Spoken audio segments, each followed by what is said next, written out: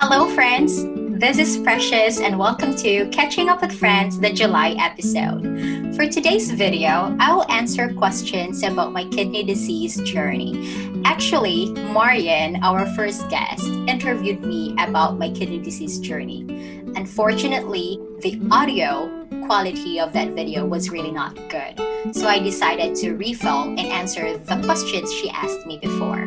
She suggested that I will also share my life story about my kidney disease journey. So I never thought that my life story will be inspiring. So thank you, Marianne, for this idea. Thank you for this thoughtful and wonderful idea. So let's get started. So the first question is actually, what are the signs and symptoms of my kidney failure? And I actually made a separate video about that. So I will put the link up here. So the major symptom that convinced me to see my physician was actually my head-splitting headache. I decided to meet with her. She told me to do blood tests, and I did. And after that, maybe after a day or two, I got a call from her. It was actually in the evening. I was like, "Oh, are you still working?" You know what? I think it's a renal failure. Go to the ER right now. I met the ER doctor. He told me that, yes, your creatinine is very high. Also think that it is a renal failure. We'll meet the nephrologist the next day. So the diagnosis was end-stage kidney disease or end-stage renal disease.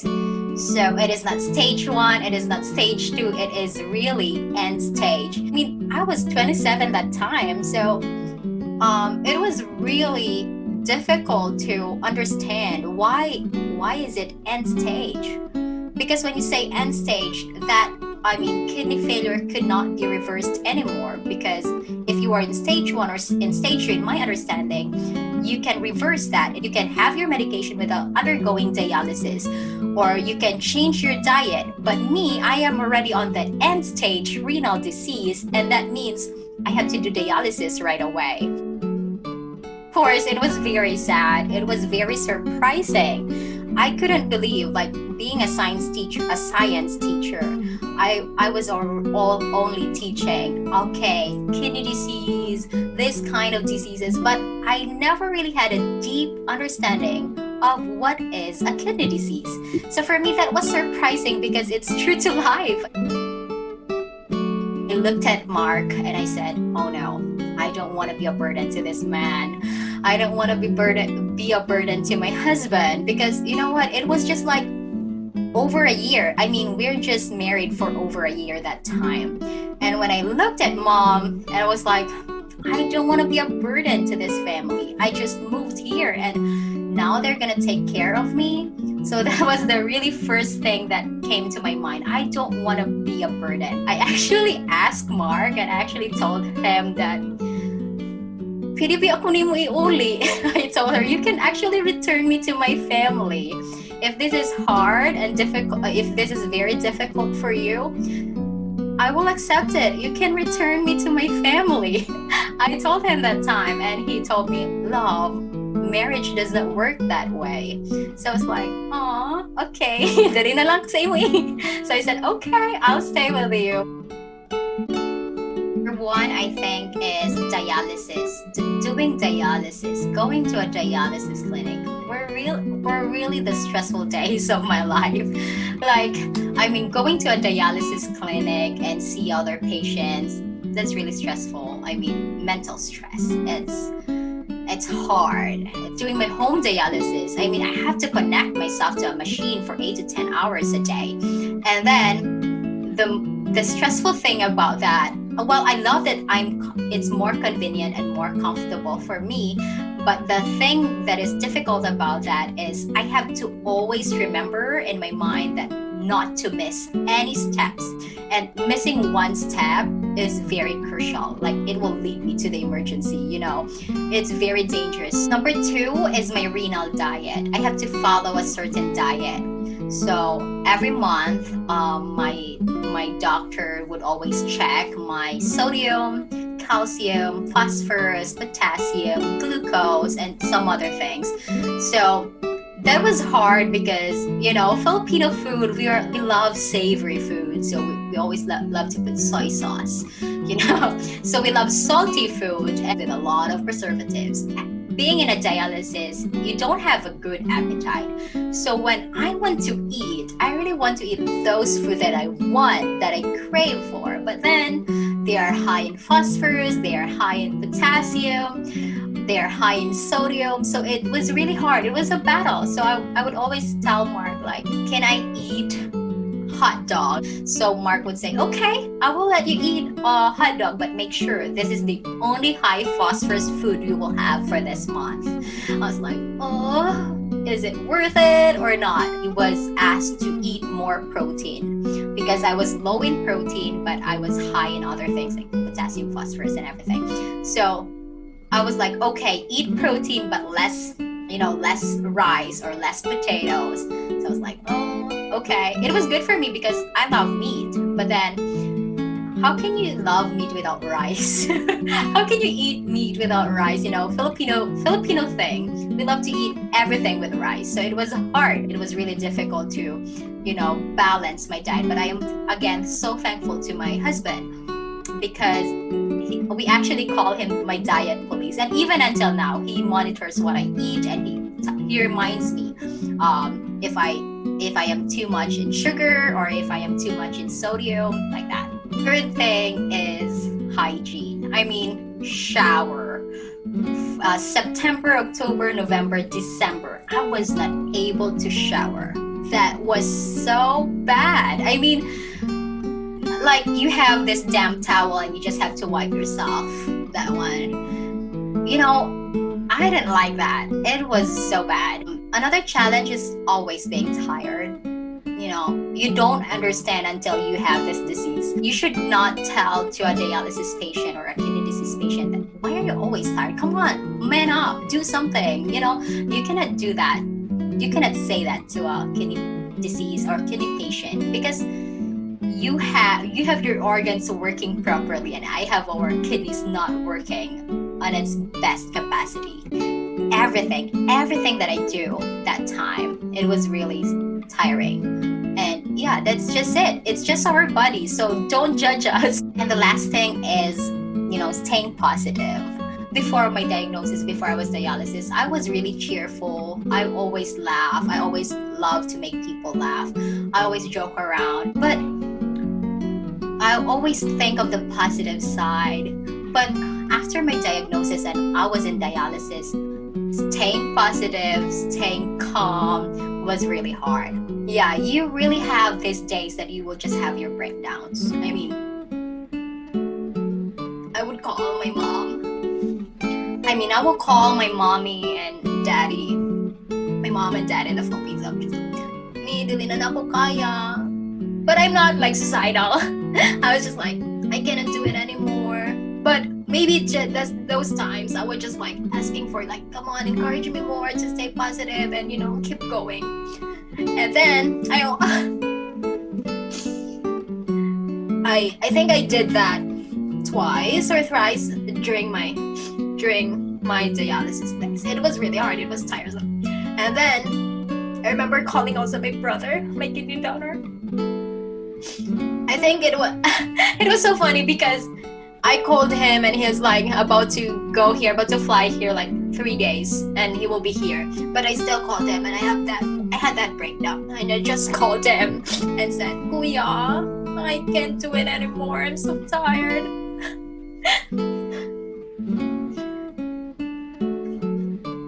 But then, yeah, everything still works out. So I'm okay now.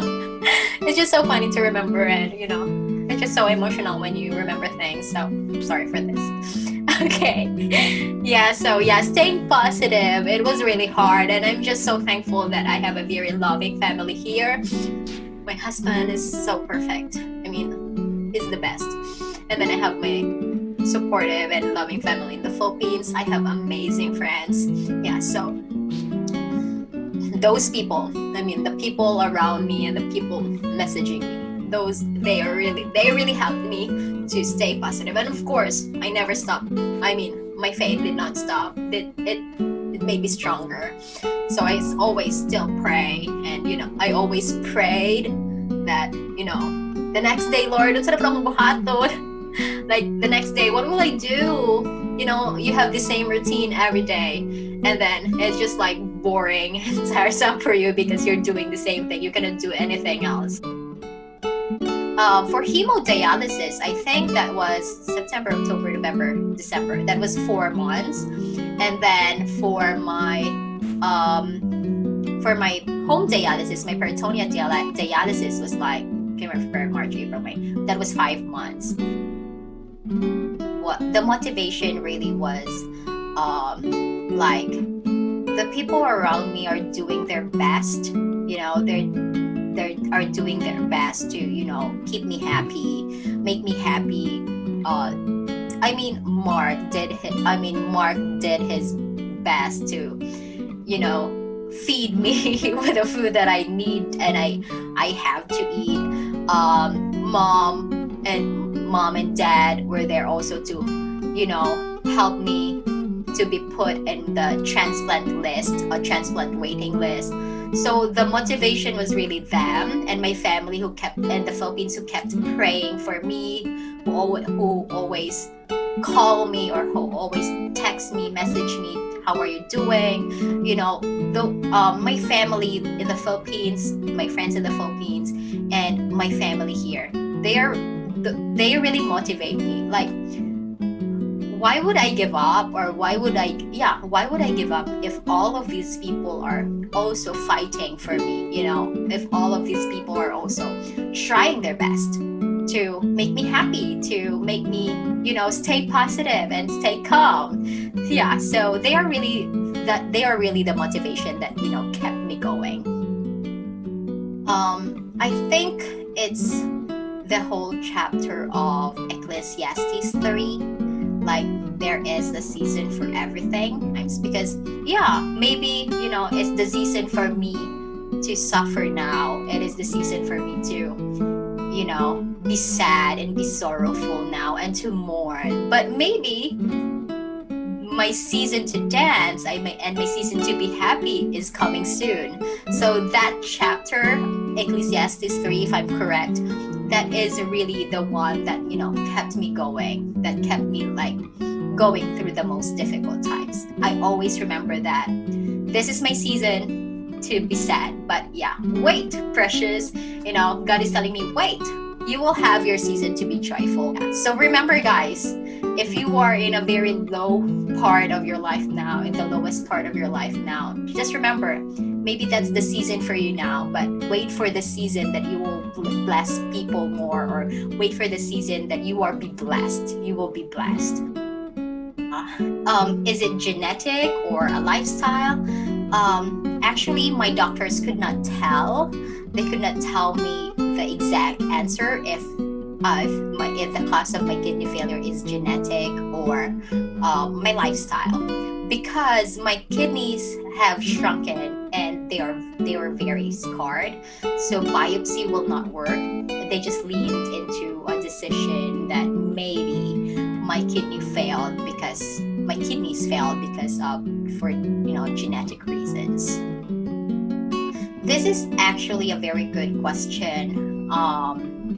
The process of finding a donor. First, you have to be in the waiting list. So in the kidney waiting list. So I really did not know the process because I was just very tired that time. I mean, all my dialysis days were just so overwhelming. So I'm so grateful that my mother-in-law did everything for me so that I will be in the waiting list. She called everyone. Like, she called my insurance, she called the different doctors, she called different institution. She did everything so that I would be put in the waiting list, because Mark was working that time. He didn't have time to do it, and I'm thankful that Mom had a time to do it. She was I think that was the first year of her retirement. At the same time, my family in the Philippines, they really wanted to give their kidneys, but to make this story short, the available people during that time were my mom and my brother. I mean, she can donate her kidney, but she's old to give her kidney and do the painful process. So my brother pushed through, and then he did everything, and he was able to donate his kidney to me. I mean, for me, I was very excited. I was very excited that, I will be able to receive a kidney. But there was also fear that if I will receive the kidney from my brother, then will he be okay? Because the process was like my brother will go in first in the surgery room, and then they will get his kidney. And then after like 2 hours, then it will be my, I don't know how many hours though. Then after they got his kidney, then I will be put into the surgery room so that they can put the kidney to me. The little fear, there's a fear that, like if my brother will be able to come out from the surgery room, if he will be able to go back to his family, And then, for me, I was just like, I think I will be able to come out from the surgery room. But I was just really worried about my brother. And at the same time, it was also for my parents. My parents, my mommy and my daddy in the Philippines flew here to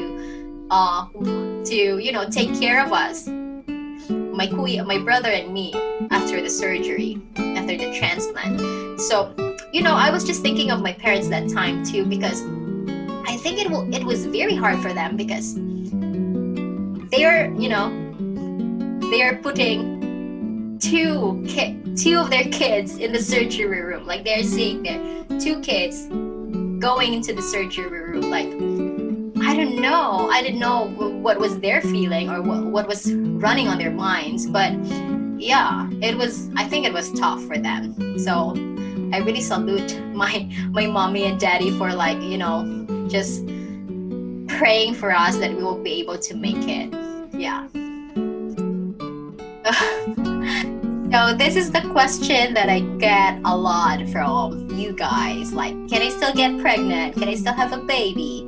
So definitely yes. The answer for that is yes, because actually a year after my transplant, I was already approved to get pregnant. But because Mark and I don't want to have a baby yet, so we are still waiting for the right timing.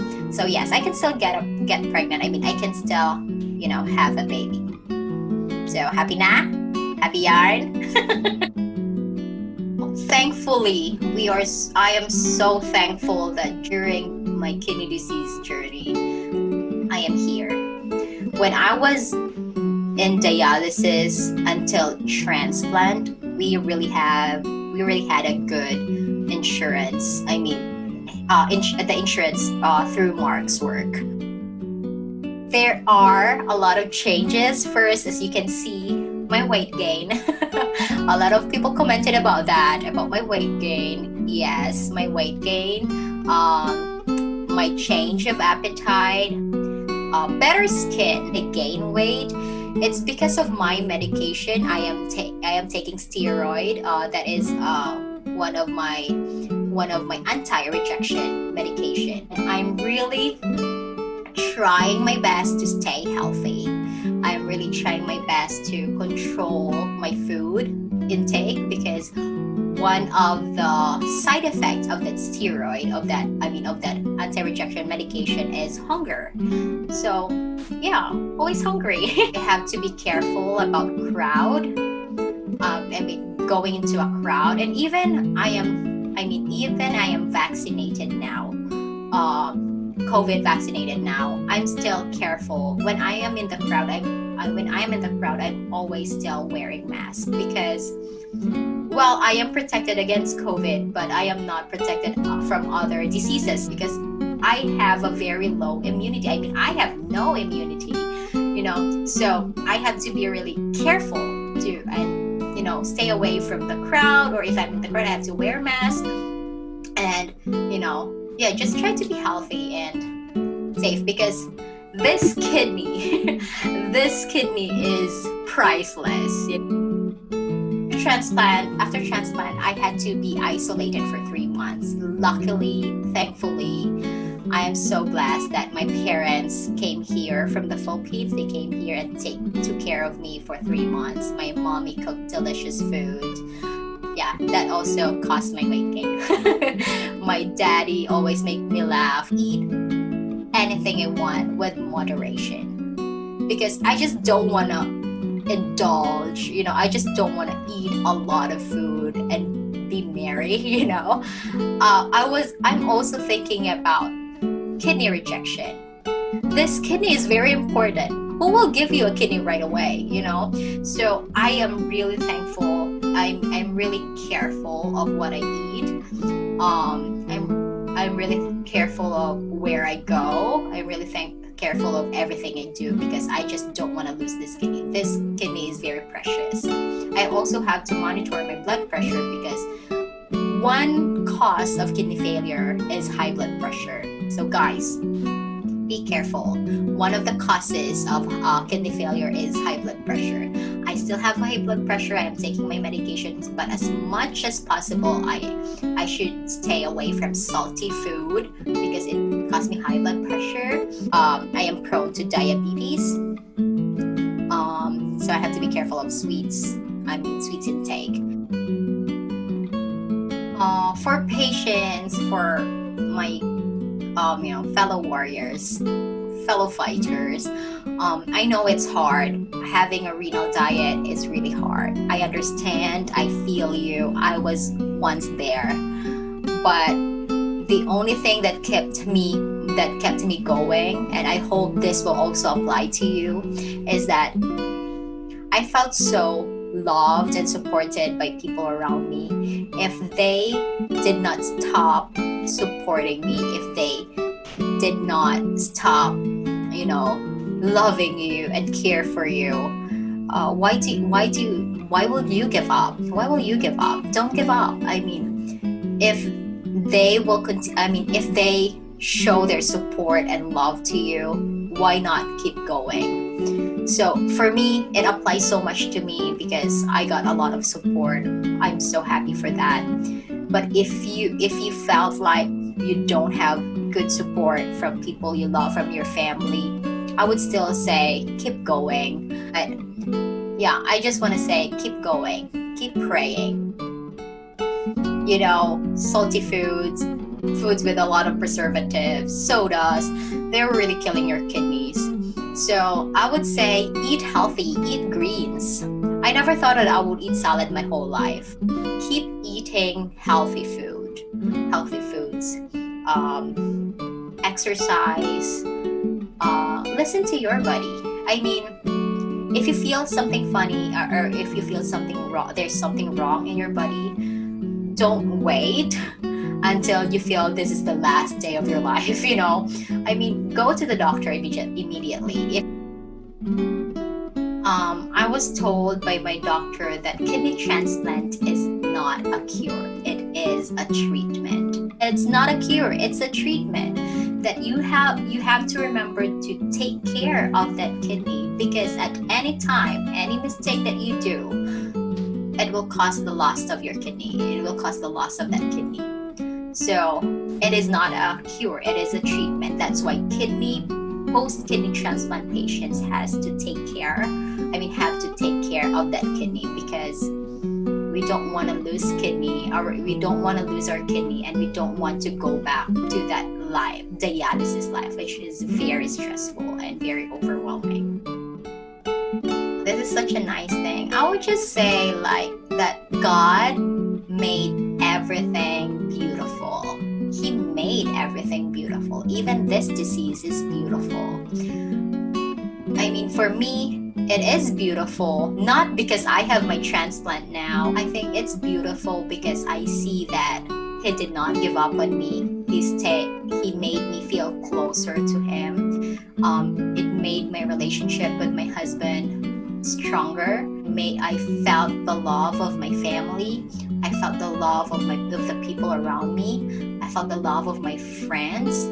So I think even this journey is long, rugged, and tiresome, I would still say that God made everything beautiful.